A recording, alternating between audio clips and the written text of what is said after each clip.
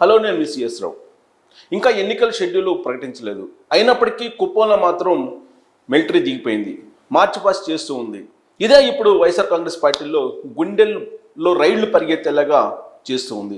అసలు ఏం జరిగింది అనే దాని మీద విశ్లేషణ చేసుకోబోయే ముందు అసలు కుప్పంలో మార్చి పాస్ ఏ విధంగా చేస్తుంది సిఆర్పిఎఫ్ అనేది మనం చూద్దాం. సో కుప్పంలో ఇక్కడ మార్చి పాస్ చేస్తూ ఉన్నారు. అక్కడ ఉండేటువంటి పబ్లిక్ మధ్యలో అక్కడ వీధుల్లో మొత్తం మార్చి పాస్ చేస్తున్నటువంటి పరిస్థితి మనం చూస్తున్నాం. ఈ విజువల్ చూస్తే ఇది సోషల్ మీడియాలో వైరల్ అవుతున్నటువంటి విజువల్. ఇది సిఆర్పిఎఫ్ అంటే సెంట్రల్ బలగాలు వచ్చాయి, సాయుధ బలగాలు వచ్చాయి. సెంట్రల్ సాయుధ బలగాలు కుప్పం నియోజకవర్గ పరిధిలో ఈ విధంగా మార్చి పాస్ చేస్తున్నాయి. దానికి కారణం లేకపోలేదు. అక్కడ పెద్దిరెడ్డి రామచంద్రారెడ్డి ఇప్పటి వరకు కొన్ని అరాచకాలు చేశారు అనేది తెలుగుదేశం పార్టీ ఆరోపిస్తుంది. ఎన్నికల కమిషన్ కూడా కంప్లైంట్ చేయడం జరిగింది చంద్రబాబు నాయుడు. సో ఇప్పుడు రాబోయేటువంటి ఎన్నికల్లో అసలు ప్రశాంతంగా ఆంధ్రప్రదేశ్లో ఎన్నికలు జరుగుతాయా లేవా అనేటువంటి సందేహం సర్వత్రా ఉండేది. దానికి తెరదించుతూ ఇప్పుడు కేంద్ర ప్రభుత్వం స్పందించింది. రాష్ట్ర వ్యాప్తంగా కూడా ఇలాంటి బలగాలని దింపి రాబోయేటువంటి రోజుల్లో జగన్మోహన్ రెడ్డి చేయబోయేటువంటి ప్యానిక్ సిచ్యువేషన్స్ని లేకుండా చేయాలి అనేది ఇప్పుడు కేంద్ర ప్రభుత్వం యొక్క ఆలోచన, అలాగే కేంద్ర ఎన్నికల సంఘం యొక్క ఆలోచన కూడా. అందుకే ముందస్తు జాగ్రత్త చర్యలు తీసుకుంటూ ఉంది. ఇప్పటికే కేంద్ర ఎన్నికల సంఘం ఐఏఎస్లు, ఐపీఎస్లు, ఐఆర్ఎస్లతోటి సమావేశాన్ని నిర్వహించింది. ఆంధ్రప్రదేశ్లో ఉండేటువంటి పరిస్థితుల మీద సమీక్షించింది. సమస్యాత్మక ప్రాంతాలుగా చాలా ఉన్నాయి అనేటువంటి అభిప్రాయానికి వచ్చింది. అంతేకాదు పోలింగ్ రోజున పోలింగ్ బూత్ వద్దకు రాకుండా ప్యానిక్ సిచ్యువేషన్ని వైఎస్ఆర్ కాంగ్రెస్ పార్టీ కొన్ని చోట్ల చేయబోతుంది అనేటువంటి సంకేతాల్ని అందుకుంది. అందుకే ఇప్పుడు బలగాలను మోహరింపజేస్తుంది కేంద్ర ప్రభుత్వం. ఇంకా ఎన్నికల షెడ్యూల్ రాకుండానే, అంటే జగన్మోహన్ రెడ్డి చేయబోయేటువంటి ప్రయత్నం ఏ విధంగా ఉంటుందనేది గ్రహించింది కేంద్ర ప్రభుత్వం. ఏ సమయంలో ఎప్పుడు గ్రహించింది అనే దాని మీద మనం విశ్లేషణ చేసుకుందాం. బీజేపీ, జనసేన, తెలుగుదేశం పార్టీ పొత్తు కన్ఫర్మ్ అయిపోయింది. సీట్ల షేరింగ్ విషయం కూడా క్లారిటీ వచ్చేసింది.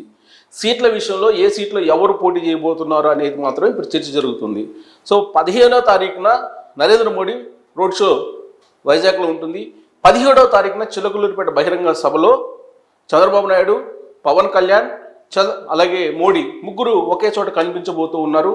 సో 3 పార్టీలు ఒకటయ్యే కూటమి ఏర్పడ్డాయి. 2014లో ఏ విధంగా అయితే కూటమి ఏర్పడిందో, ప్రజల్లోకి వెళ్ళిందో, అదే తరహాలో ఇప్పుడు కూటమికి ఏర్పడి ప్రజల్లోకి వెళ్ళిపోతూ ఉన్నారు. సో దీంతో ఇప్పటి వరకు జగన్మోహన్ రెడ్డి చేసినటువంటి అరాచకాలు, జగన్మోహన్ రెడ్డి చేయబోయేటువంటి ప్రయత్నాలు ఏవైతే ఉన్నాయో గెలుపు కోసం, వాటన్నిటినీ అడ్డుకునేటువంటి ప్రయత్నం కేంద్ర ప్రభుత్వం చేయబోతుంది.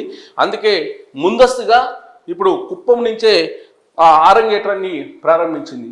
చంద్రబాబు నాయుడు అనేక సందర్భాల్లో కుప్పంలో జరుగుతున్నటువంటి అరాచకాలు, కుప్పంలో దొంగ ఓట్ల వ్యవహారం, తిరుపతిలో చేసినటువంటి దొంగ ఓట్ల వ్యవహారం, అలాగే ఆంధ్రప్రదేశ్ వ్యాప్తంగా ఆయా నియోజకవర్గాల్లో చేస్తున్నటువంటి దురాఘాతాలు, వీటన్నింటినీ ఎప్పటికప్పుడు ఆయన కంప్లైంట్స్ రూపంలో చేస్తున్నారు కేంద్ర ప్రభుత్వానికి. అలాగే రాష్ట్రపతికి కూడా ఒకనొక సందర్భంలో లెటర్ రాయడం జరిగింది ఆయన.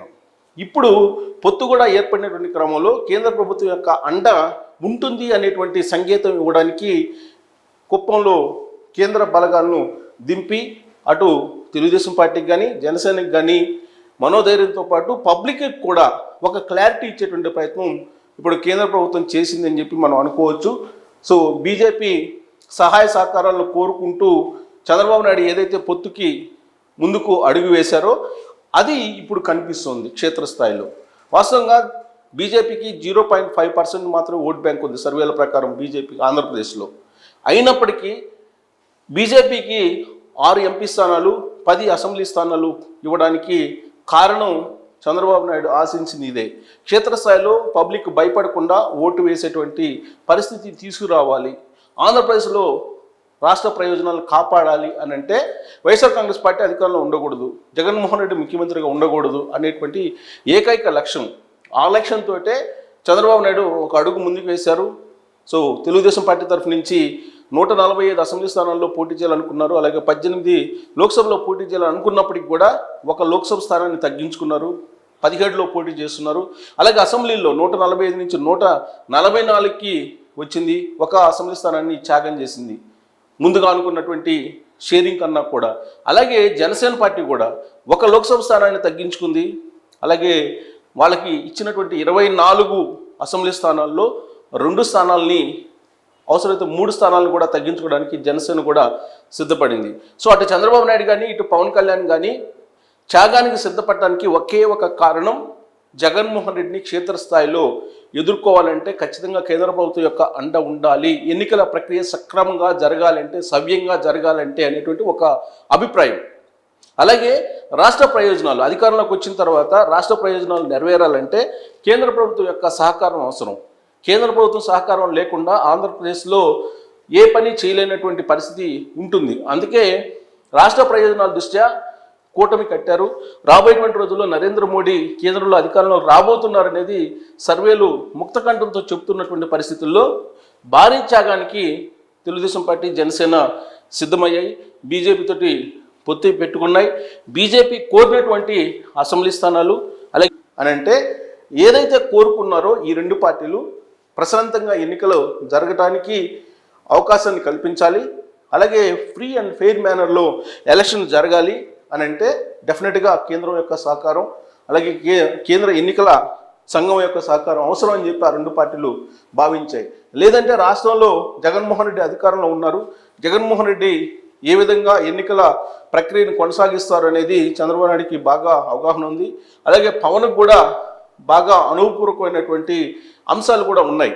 అందుకే Jaganmohan Reddy free and fair మేనర్లో ఎలక్షన్లు జరగనివ్వరు, తన అధికారాన్ని ఉపయోగించుకొని అని చెప్పి ఆ 2 పార్టీలు భావించాయి. ఉప ఎన్నికలను చూసిన తర్వాత జనరల్ ఎలక్షన్లో ఫ్రీ అండ్ ఫెయిర్ మేనర్లో ఎన్నికలు జరగవు అనేటువంటి అభిప్రాయానికి తెలుగుదేశం పార్టీ, జనసేన రావడం జరిగింది. బద్వేల్ ఉప ఎన్నికల్లో కానీ, ఆత్మకూరు ఉప ఎన్నికల్లో కానీ, తిరుపతి లోక్సభ ఉప ఎన్నికల్లో కానీ జరిగినటువంటి అరాచకాలు అందరం కూడా చూసాం. ఎన్నికల కమిషనరు ఆదేశాలు ఉన్నప్పటికీ కూడా అక్కడ ఉన్నటువంటి ప్రిసైడింగ్ ఆఫీసర్ పేరుతోటి లాగిన్ అయ్యి ఐడియల్నే వాళ్ళు డూప్లికేట్ తయారు చేసి దొంగ ఓట్లు వేయించుకున్నటువంటి సిచ్యువేషన్ మనం చూసాం. ఇతర రాష్ట్రాల నుంచి కూడా తీసుకొచ్చి దొంగ ఓట్లను తిరుపతి లోక్సభ ఎన్నికల్లో వేయించారు అనేది ప్రూవ్ అయిపోయింది. ఆ సందర్భంగా అక్కడ ఉన్నటువంటి కలెక్టర్ని కూడా సస్పెండ్ చేయడం జరిగింది, కొంతమంది అధికారులను కూడా సస్పెండ్ చేయడం జరిగింది. అలాగే పర్చూరు సంబంధించి దొంగ ఓట్లు చేర్చుకున్నటువంటి ప్రక్రియలో ఆల్రెడీ కంప్లైంట్ చేశారు. ఆ క్రమంలో ఎన్నికల కమిషన్ ఎంక్వైరీ చేసి అక్కడ ఉన్నటువంటి అధికారులను సస్పెండ్ చేయడం జరిగింది. రాష్ట్ర వ్యాప్తంగా ఇలాంటి కార్యక్రమాలు చేస్తూ ఉన్నాయి. అలాగే వాలంటీర్ వ్యవస్థ అనే దాన్ని పెట్టి వాలంటీర్ల ద్వారా ఓట్లు వేయించుకునేటువంటి ప్రయత్నం చేస్తూ ఉంది వైఎస్ఆర్ కాంగ్రెస్ పార్టీ. దాంతోపాటు ప్రతి పోలింగ్ బూత్కి 15 మంది అక్కడ ఉన్నటువంటి స్థానికంగా ఉండేటువంటి కొంతమంది యువకులను తయారు చేసింది. ఆ యువకులకు నేర స్వభావం ఉండేటువంటి వాళ్ళను కూడా జోడించింది. దీంతో రాబోయేటువంటి ఎన్నికలు ఫ్రీ అండ్ ఫెయిర్ మేనర్లో జరగవని చెప్పి తెలుగుదేశం పార్టీ, జనసేన భావించింది. పోలింగ్ బూత్ వరకు ఏజెంట్లు రానివ్వరు, ఓటర్స్ని కూడా రానిచ్చే పరిస్థితి లేదని చెప్పి ఒక రకమైన ఆందోళన చెంది ఆ 2 పార్టీలు. అందుకే సహాయ సహకారాల కోసం బీజేపీ తోటి పొత్తు పెట్టుకున్నాయి. ఇప్పుడు దాని ఫలితం కనిపిస్తుంది. ఇప్పుడు కుప్పంలో మనం చూస్తున్నాం, కుప్పం నుంచే ప్రారంభించారు. సో చంద్రబాబు నాయుడు అడగగానే, అభ్యర్థించగానే నరేంద్ర మోడీ తన బలగాల్ని కుప్పంకు పంపించారు. సో రాబోయేటువంటి రోజుల్లో ఇది చూసిన తర్వాత రాబోయేటువంటి రోజుల్లో రాష్ట్ర వ్యాప్తంగా వైఎస్ఆర్ కాంగ్రెస్ పార్టీ ఆగడాలకు చెక్ పడుతుంది అనేటువంటి ఒక మనోధైర్యాన్ని ఇప్పుడు తెలుగుదేశం పార్టీ అలాగే జనసేన శ్రేణుల్లో కలుగుతుంది. ఏదైతే ఆశించారో పొత్తు ద్వారా అది నెరవేరబోతుంది అనడానికి ఈ విజువల్ ఒక ఉదాహరణగా కనిపిస్తుంది. సోషల్ మీడియాలో ఇది వైరల్ అవుతుంది. కుప్పం నుంచే ఆరంగేట్రం చేశారు నరేంద్ర మోడీ, చంద్రబాబు నాయుడు అడగగానే. సో ఇది రాష్ట్ర వ్యాప్తంగా ఇలాంటి పరిస్థితి రాబోతుంది. షెడ్యూల్ వచ్చిన తర్వాత రాబోయేటువంటి రోజుల్లో కంప్లీట్గా ఎన్నికల కమిషన్ ఆధీనంలోకి రాష్ట్ర యంత్రాంగం వెళ్ళిపోయేటువంటి అవకాశం ఉంది. అప్పుడు జగన్మోహన్ రెడ్డి అండ్ టీం చేసేటువంటి ఏ ఆగడాలైనా సరే ఆగిపోవాల్సిందే అనేటువంటి సంకేతం ఇప్పుడు కేంద్ర ప్రభుత్వం, నరేంద్ర మోడీ సర్కార్ ఇచ్చిందని చెప్పి ఆ బలగాలను చూస్తే మనకు అర్థమవుతుంది.